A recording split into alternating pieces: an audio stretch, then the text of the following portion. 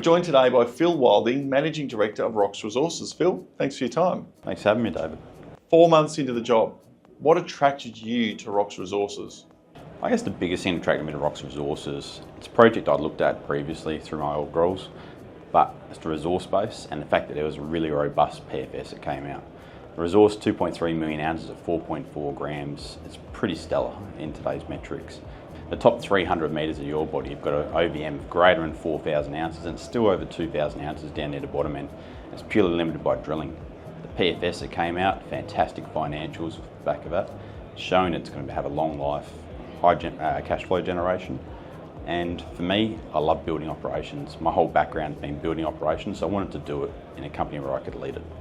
And is this a project in a location that is amenable to building a mine? Most definitely. It sits right next to Ramelius's Penny West mine. That's in the middle of my tenement package. We've got about 62 kilometres of strike on UME shear zone.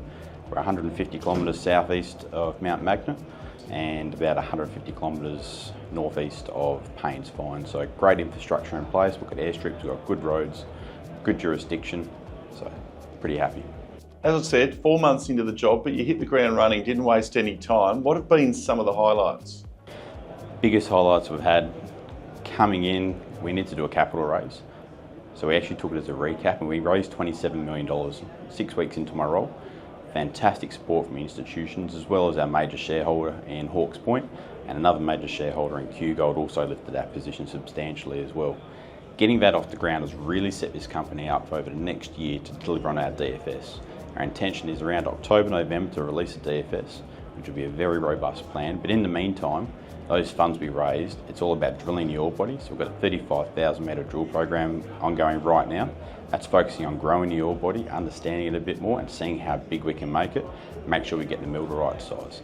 The other part of it as well is we're getting ready for early access. So at the moment, civil crews are on site working on our evaporation ponds. Next month we'll do the installations of the pumps and the pipe work, and hopefully we'll be moving water within the next 6 to 8 weeks. And that'll set us up for later this year getting into that ore body with some exploration declines leading to the FID to start mining.